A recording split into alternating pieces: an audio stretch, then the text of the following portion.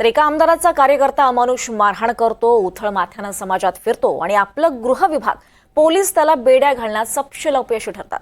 बीडच्या शिरूरमध्ये ढाकणे पिता पुत्राला मारहाण केल्याप्रकरणी आमदार सुरेश धस यांचा कार्यकर्ता गुंड सतीश उर्फ खोक्यावर गुन्हा दाखल करण्यात आलाय। खोक्याच्या शोधात पोलीस पथक रवाना झाली आहेत। हाच खोक्या मीडियाला मुलाखती देतोय, पण 2 दिवस झालेत खोक्याला अटक करण्यात पोलिसांचे हात मात्र रिकामेच आहेत। खोक्यानं बीडमध्ये वकिलामार्फत अटकपूर्व जामीन अर्ज दाखल केलाय आणि आज त्याच्या जामीन अर्जावर सुनावणी होणार आहे। त्यामुळे जसं वाल्मिक कराड पोलिसांना शरण गेला तसं आता कोर्टात खोक्या शरण येतो का हे पाहावं लागणार आहे।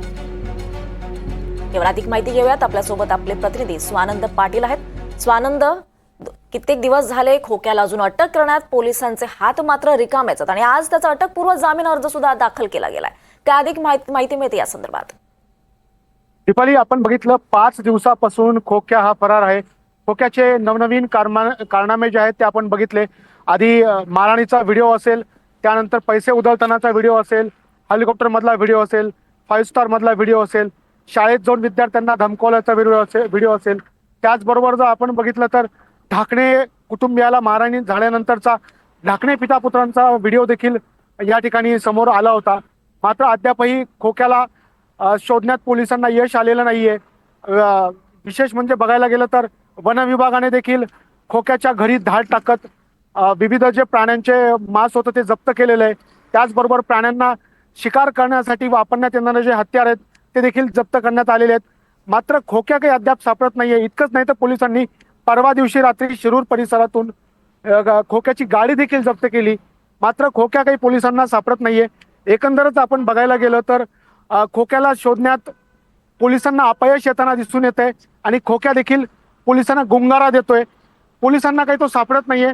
काल एक शिष्टमंडळ जे आहे ते उपमुख्यमंत्री अजित पवारांना मुंबईत भेटलं होतं।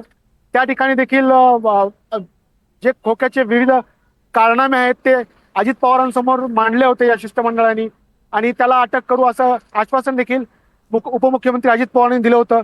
मात्र अद्यापही खोक्या फरारच आहे आणि त्याचबरोबर बीडच्या सत्र न्यायालयात त्याचा जो अटकपूर्व जामिनाचा अर्ज केला गेलेला आहे आणि त्या जामिनाच्या अर्जावर आज दुपारी सुनावणी होणार आहे।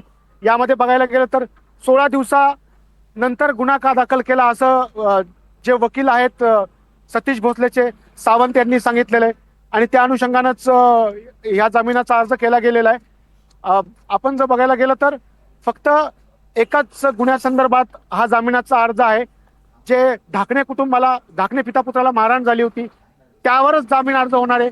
बाकी जे एक प्रकरण सुओ मोटो करून पोलिसांनी दाखल केलं होतं याच्या बाबतीत जामिनाचा अर्ज दाखल केला गेलेला नाहीये।